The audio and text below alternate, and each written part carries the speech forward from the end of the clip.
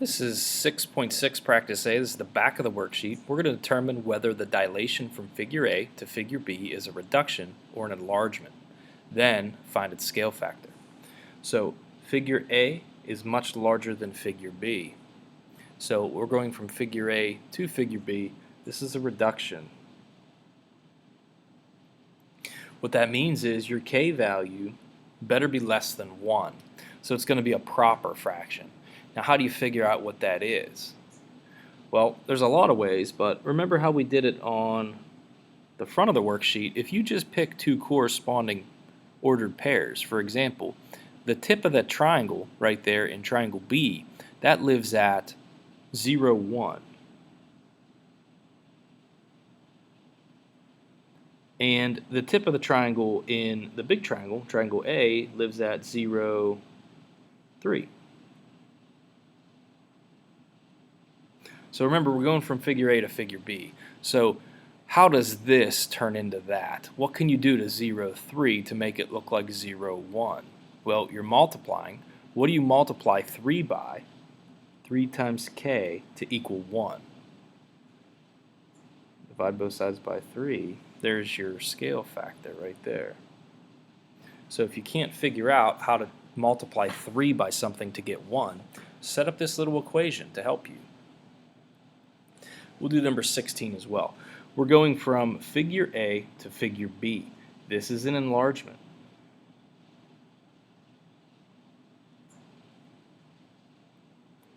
What's the scale factor? Well, it's going to be a number bigger than 1, so it could be an improper fraction, or it could just be a whole number that's bigger than 1. How do you figure it out? Well, I'm going to go with this ordered pair and this ordered pair. Okay, so that point right there on A lives at 2, 2. How does that turn into this ordered pair? It lives at 5, 5.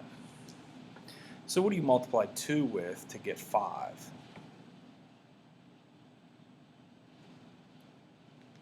Divide both sides by 2.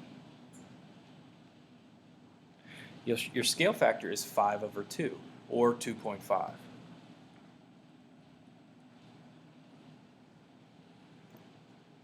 (17 and 18 are the same type of problem.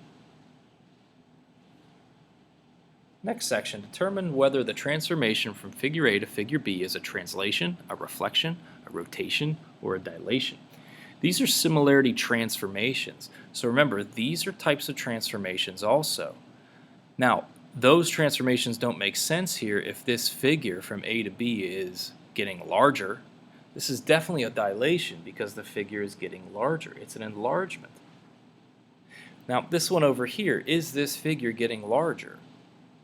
No, it's the exact same size and shape. We're just taking it and sliding it to the right.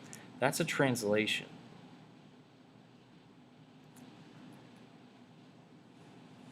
Number 21 is about television screens. The screen on your old television is 20 inches wide and is 15 inches high. The screen on your new widescreen TV is 16 inches wide and 9 inches high. Is the screen on your new TV a dilation of the screen on your old TV? Well, it's only a dilation if both dimensions reduce to the same ratio. Don't say, well, yeah, it's a dilation because the screen got smaller. That doesn't make any sense. Here's what you need to do. You need to compare 15 with 9 and 20 with 16. Are those equal? Well, I'm going to reduce both of these. I know that 3 goes into both of these, right?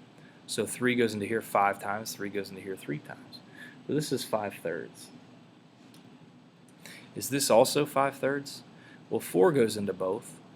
4 goes into here 5 times, and 4 goes into here 4 times. So these are not equal.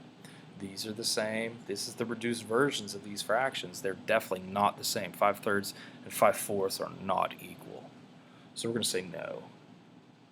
What's your explanation? It says to explain. That's right here. This is math. That's an explanation. Number 22, painting. You are using a photograph that is 4 inches wide and 6 inches high to paint a portrait of a friend on a canvas that is 1 foot wide Notice I made that 12 inches and 18 inches high. That way we're using the same dimension in all of these. Are the dimensions of the portrait a dilation of the dimensions of the photograph? If so, state the scale factor. If not, explain why not. So we're doing the same thing as the TV screens. We're going to compare 4 with 12, and we're going to compare 6 with 18. 4 with 12 and 6 to 18 are the same thing because they both equal 1/3. So are they? Yes. Where's your explanation? Right here. What's your scale factor? It's right there. It's 1/3.